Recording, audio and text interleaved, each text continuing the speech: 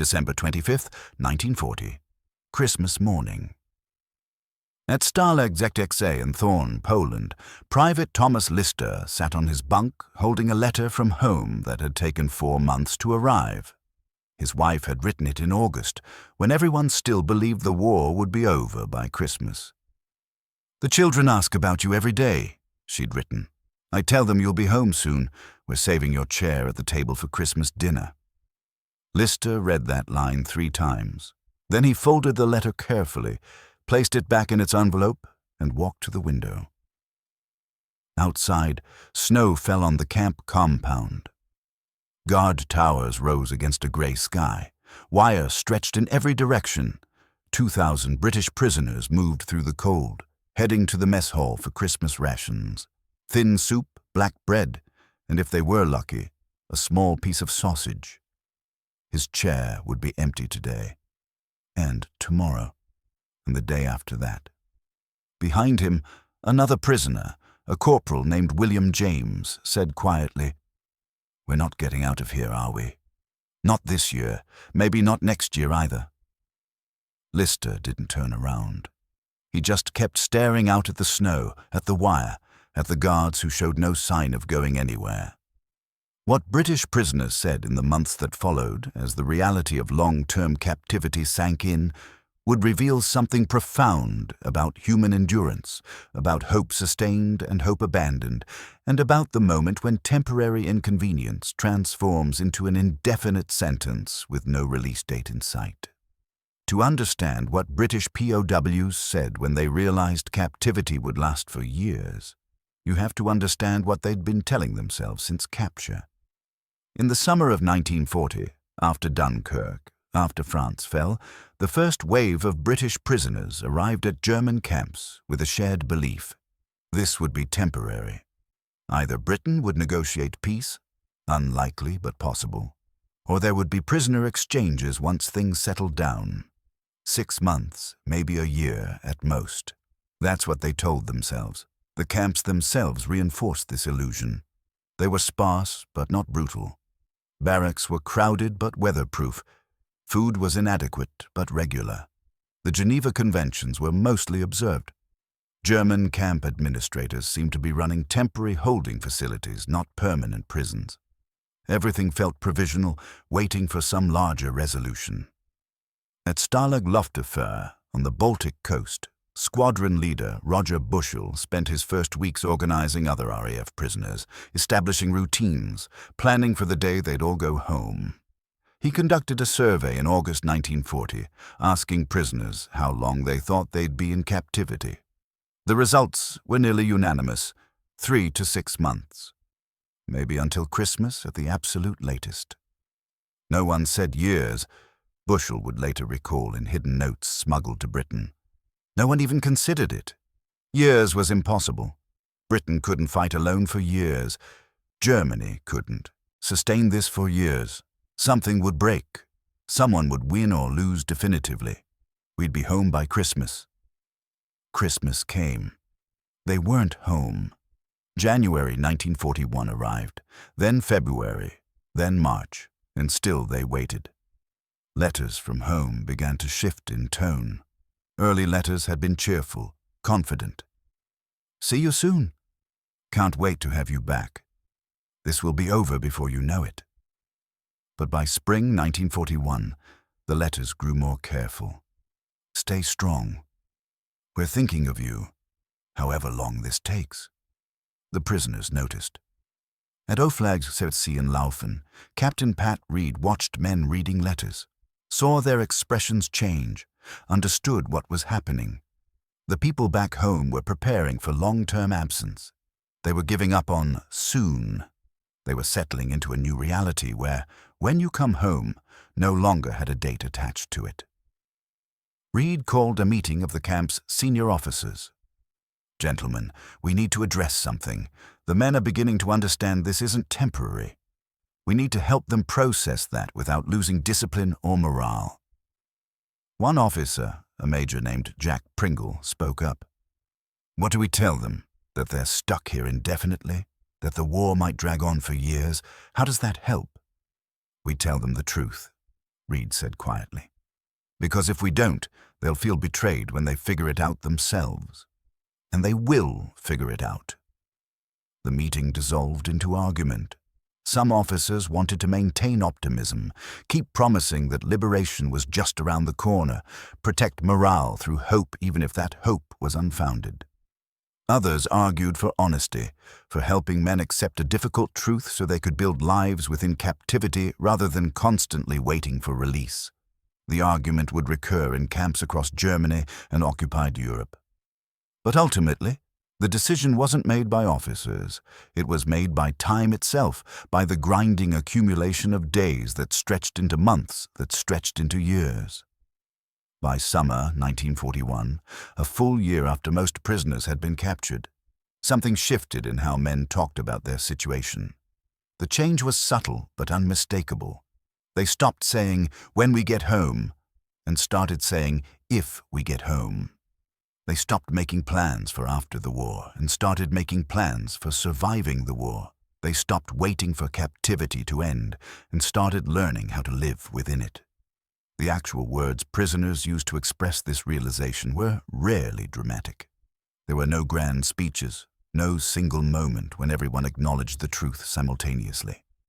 Instead, acceptance spread through small phrases, quiet admissions, changes in how men talked about time. At Stalag Safety B in Lambsdorff, Sergeant Charles Coward recorded some of these conversations in notes hidden in his bunk. The entries are fragmentary, written in pencil on scraps of paper, but they capture the shift.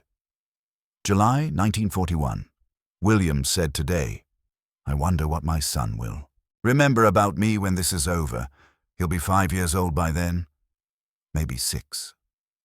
Not when I get home in a few months anymore. He's counting in years now." September 1941. Discussion in the barracks about whether we should bother learning German. Henderson said, "What's the point if we're leaving soon?" No one answered. We're all learning German now. November 1941. Someone asked how long we've been here. Took us 10 minutes to calculate. 18 months. 18 months, and we're not even halfway through, probably. No one said that last part out loud. Didn't need to. The language shifted in other ways, too. Prisoners stopped talking about the war in terms of imminent victory or defeat. They started talking about it as a process with unknown duration.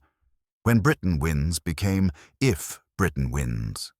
This will be over soon became this will be over eventually.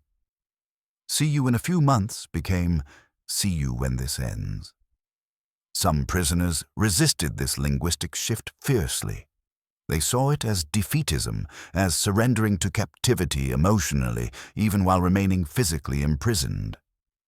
At Stalag Luft III, a pilot named Jimmy James refused to use conditional language. He insisted on saying, "when we get home, when Britain wins, when this is over." He corrected other prisoners who used more tentative phrasing. "Words matter," he argued during one heated barrack discussion in early 1942. "If we start talking like we're here for years, we'll accept being here for years. We have to believe we're getting out soon, or we've already lost." Another pilot, Robert Stanford Tuck, disagreed. "Jimmy, we're not losing anything by being realistic. We're here until the war ends. The war won't end quickly. That's not defeatism. That's arithmetic. And if we keep pretending otherwise, we're just setting ourselves up for disappointment every single day." "So what do we do?" James asked. "Just accept this. Build comfortable little lives here and wait?" "Yes," Tuck said simply. "We build lives here. We study, we learn, we create routines and structure. We survive with dignity, and when the war ends, however long that takes, we go home as the same men we were, not as broken husks who spent years in false hope." The argument was never resolved because it couldn't be resolved. Both men were right. Hope was necessary for psychological survival, but false hope was corrosive, setting up daily disappointments that accumulated into despair. The challenge was finding a middle ground, believing in eventual freedom while accepting present captivity. Different prisoners found different solutions. Some threw themselves into education, attending camp universities where prisoners taught each other languages, mathematics, history, engineering. If they had to be here for years, they'd use those years productively. At Oflag 7C, over 2,000 prisoners enrolled in courses. They studied for certificates they'd receive after the war, if they made it to after the war. Others focused on physical survival, exercise routines, careful management of meager rations, maintaining health. At Stalag Luft 6, prisoners created elaborate systems for sharing Red Cross parcels, ensuring no one starved even when shipments were delayed. Still others retreated into internal worlds, reading, writing, creating art. At multiple camps, prisoners staged theatrical productions of Shakespeare, Shaw, amateur comedies. The productions required months of preparation, construction of sets from scrap materials, rehearsals every evening. They were projects that only made sense if you assumed you'd be in camp long enough to complete them. And that assumption that there was time, that captivity would last long enough for long-term projects, marked the transition from temporary holding to permanent imprisonment in the prisoners' minds. The clearest evidence of how prisoners processed long-term captivity comes from their letters, carefully censored, limited to specific topics, but still revealing in what they said and didn't say. Private James Witt, captured at Dunkirk and held at Stalag Luft, wrote to his wife Margaret every 2 weeks through 1940 and 1941. The letters had to pass through German censors, so he couldn't write about camp conditions, escape plans, or anything military. But the tone shifted unmistakably. August 1940. Missing you terribly. With any luck, I'll be home before long. Save me some of your famous apple pie for when I get back. December 1940. Christmas here is quiet. I'm thinking of you and the children, hoping next Christmas finds us together. April 1941. I've started learning carpentry from a fellow prisoner who was a builder before the war. Might as well pick up some useful skills while I'm here. September 1941. Tell Billy he'll be proud of his old dad when I get home. I'm keeping fit, staying sharp. However long this takes, I'll come back strong. February 1942. Your letters are what keep me going. I read them over and over. They have to last because mail is slow and irregular. Write when you can. Tell me everything about home. I need to remember what I'm waiting for. Margaret kept every letter. After the war, she would note that she could pinpoint exactly when James stopped believing he'd be home soon, somewhere between April and September 1941. The language shifted from before long to when I get home to however long this takes. Each phrase was a small step toward accepting indefinite captivity, but the letters also revealed something else. Prisoners didn't want to burden families with their despair. Even as they privately accepted years of captivity, they tried to shield loved ones from that knowledge.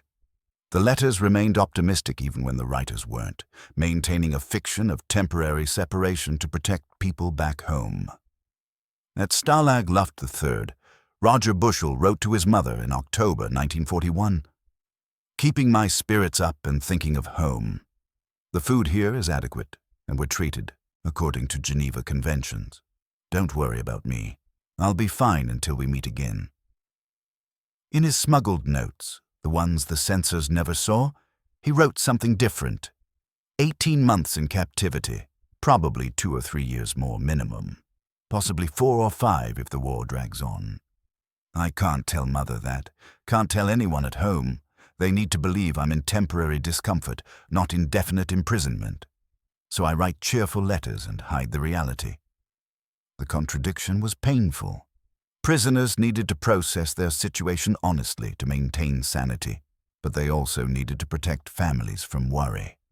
So they lived with 2 narratives, the private one where they acknowledged years of captivity, and the public one where they maintained hope of imminent release.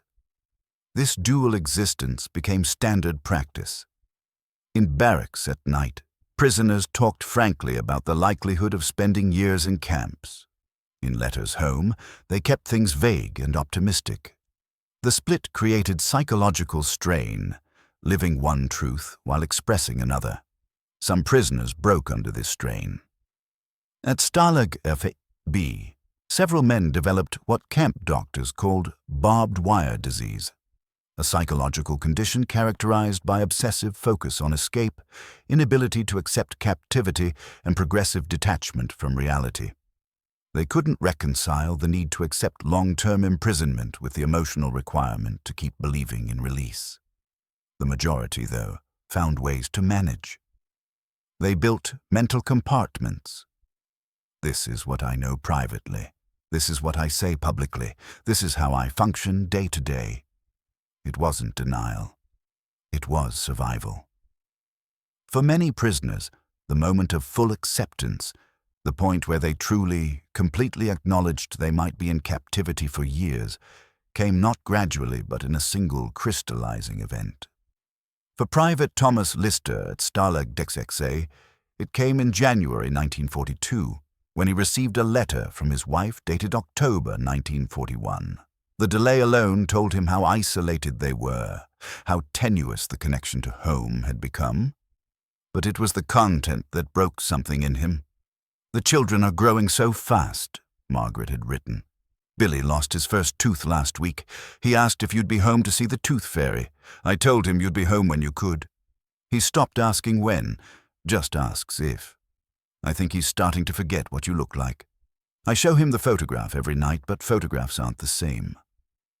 Lister read that paragraph 5 times. His son was forgetting him, not through malice or abandonment, but through simple passage of time. Billy had been 3 when Lister was captured. He was 5 now. By the time this war ended, Billy might be 7 or 8, or even older. He wouldn't remember his father except through photographs and stories. That night, Lister said to his bunkmate, William James, "I'm missing my children's childhood. I'm going to come home to strangers who happen to be my family." James didn't offer false comfort. He just nodded. "Yeah, me too." They sat in silence for a while. Then Lister said, "We're not getting out of here for years, are we?" "No," James said. "We're not." "What do we do?" James thought about it. "We survive. We stay sane. We try to be the same men when we get out that we were when we came in. And we write letters even when they don't write back, even when the connection feels broken, because those letters are all we've got." For squadron leader Roger Bushell at Stalag Luft III, the breaking point came differently. In March 1943, after 3 years of captivity, he was organizing what would become the Great Escape, the mass breakout that would ultimately claim 50 lives when the Gestapo executed recaptured prisoners. During a planning meeting, another prisoner asked, "Roger, what's the point? Even if we get out, even if we make it to Britain, the war will still be going on. We'll just be sent back to fight. Wouldn't we be better off sitting tight, staying safe, and waiting for liberation?" Bushell's response was captured in multiple prisoner accounts. "The point is that we're still serving. We're not sitting idle. Every escape attempt ties down German resources, guards who could be fighting, administrators who have to process recaptures, train schedules disrupted. Even failed escapes are a form of warfare. We're prisoners, but we're not out of the fight. And that's what keeps us human. That's what keeps us from giving up entirely." Someone else asked, "But if we're here for years, anyway, then we fight for years." Bushell cut in. "However long it takes, we don't accept captivity passively. We resist every day we're here, not because we think we'll get out tomorrow, because resisting is how we maintain dignity." The room was quiet. Then someone said, "So we're here for the duration, all of us, until the war ends." "Yes," Bushell said, "we're here for the duration." It was the first time he'd said it so bluntly to a large group. The first time he'd acknowledged openly what everyone had been thinking privately for months or years. And once it was said, once it was acknowledged collectively, something shifted. The prisoners didn't give up. If anything, they became more active. More escape attempts, more education programs, more theatrical productions, more structure and routine. But the activity came from a different place now. Not from believing they'd be free soon, from accepting they wouldn't be and choosing to live fully anyway. By 1943, most British POWs had been in captivity for 2 or 3 years. The camps had evolved into something between prisons and small towns, with their own governments, economies, cultures.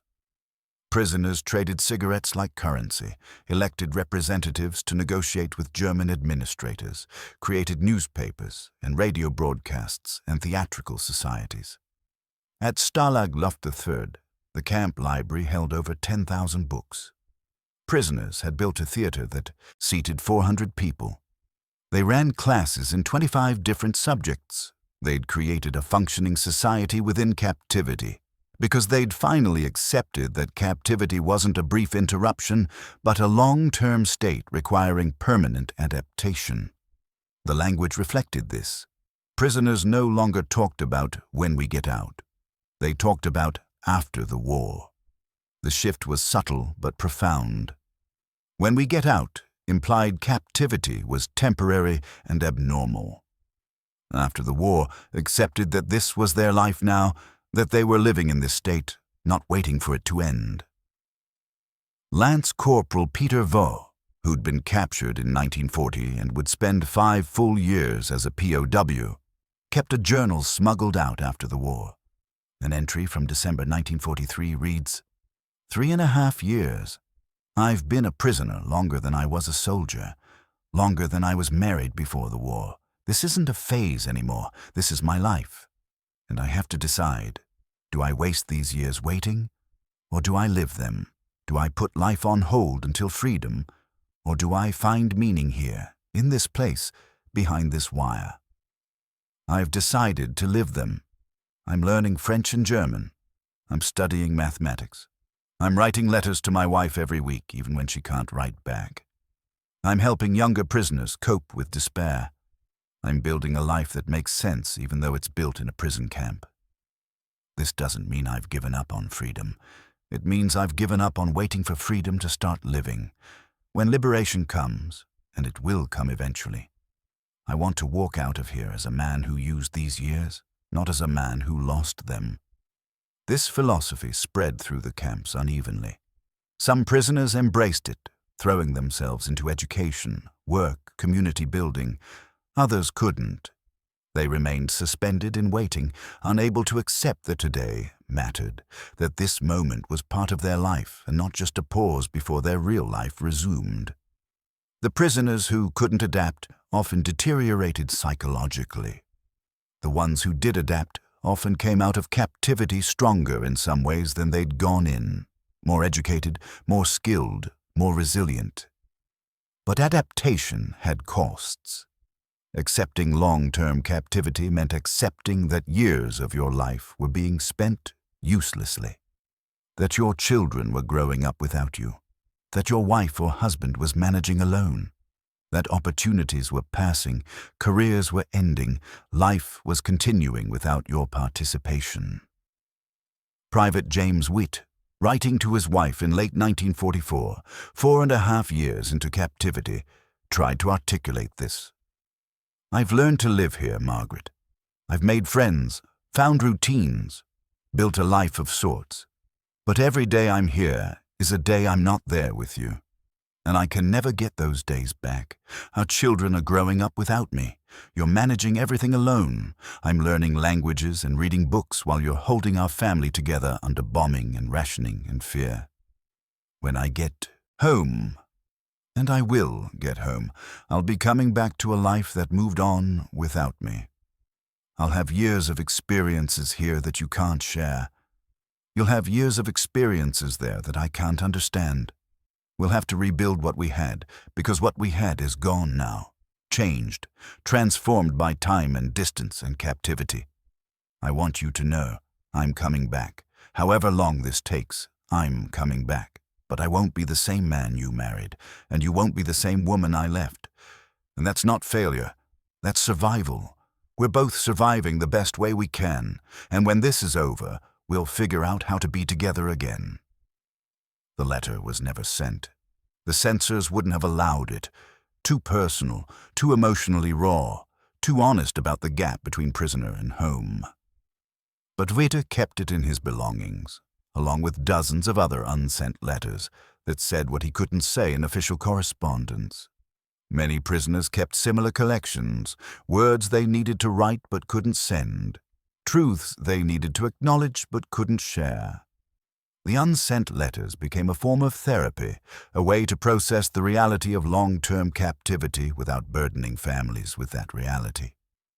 Liberation, when it finally came in 1945, was not the joyous reunion prisoners had imagined during their first months of captivity. At Stalag Luft III, freed by American forces in April 1945, prisoners walked out of the gates after 3, 4, sometimes 5 years of captivity. They were repatriated to Britain, processed through medical checks and debriefings, and sent home to families who'd been waiting since 1940 or 1941 or 1942. The reunions were complicated. Children didn't recognize fathers. Wives had become strangers. Homes had changed. The returning prisoners carried years of experiences their families couldn't understand, while families had endured years of hardship the prisoners hadn't witnessed. Squadron leader Roger Bushell didn't make it home. He was shot by the Gestapo after the Great Escape in March 1944, one of 50 executed prisoners. But the men who survived often said that Bushell had been right. Resisting had kept them human. Even though he died for it, he'd shown them how to maintain dignity in captivity. Private Thomas Lister returned to his family in June 1945. His son Billy, now 7, stared at him like a stranger. Margaret had aged years in the 5 he'd been gone. The house felt different. He felt different, but they were together, and they would figure out how to be a family again. In 1968, Lister was interviewed for a BBC documentary about POW experiences. The interviewer asked, "When did you realize you weren't going home for years?" Lister thought for a long time. "Christmas 1940, he finally said. "I got a letter from my wife. She'd written it expecting me home soon, but by the time I received it, I knew I wouldn't be.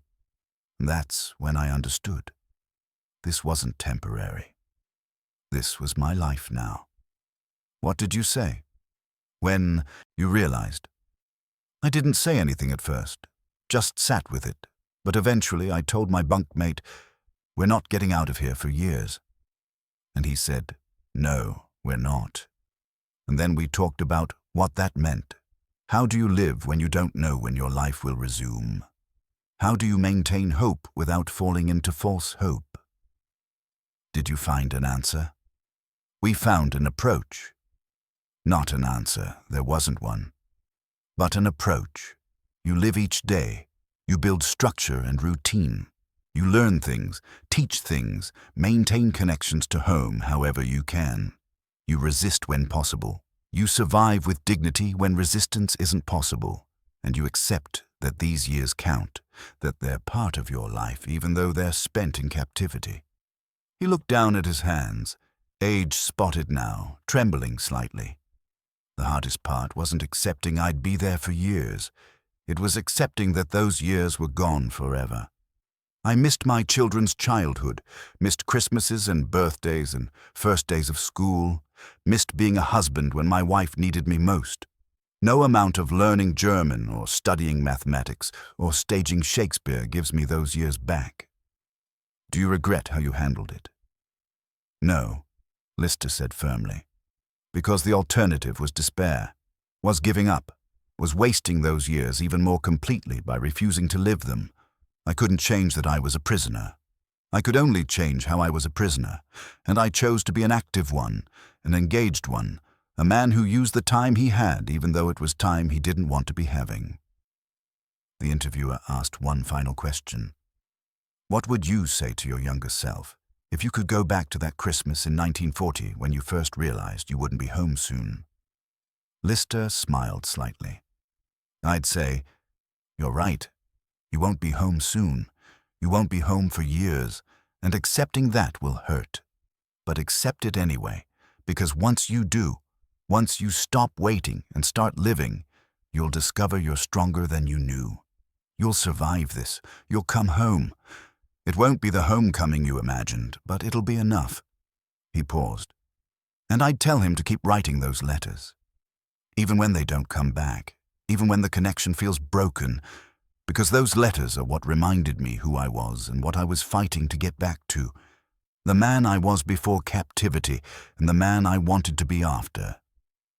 In archives across Britain, thousands of letters from POWs are preserved. Letters written on thin paper with careful handwriting, passed through German censors, carried across war-torn Europe, delivered months late to families who'd been waiting for news. The letters chart a journey, from confident assertions of imminent return, to tentative hopes for eventual freedom, to honest acceptance of long-term captivity, to determined insistence on survival and dignity regardless of duration. And in attics and storage boxes, in family collections never donated to, archives, sit the unsent letters, the ones too honest for censors, too raw for families, too personal for public consumption. Letters where prisoners admitted their fear, their despair, their anger, their grief at missing years of life they could never recover. Both sets of letters tell truth. The sent ones showed prisoners maintaining hope and protecting loved ones from full knowledge of their suffering. The unsent ones showed prisoners processing reality in its full, painful complexity. Together, they reveal what British POWs said when they realized they weren't going home for years. That acceptance was survival, that false hope was corrosive, that living in captivity was better than waiting through it, and that dignity could be maintained even in indefinite imprisonment. They said, "This will last longer than we thought. Longer than we can bear, but we'll bear it anyway, day by day, year by year, however long it takes." And they did.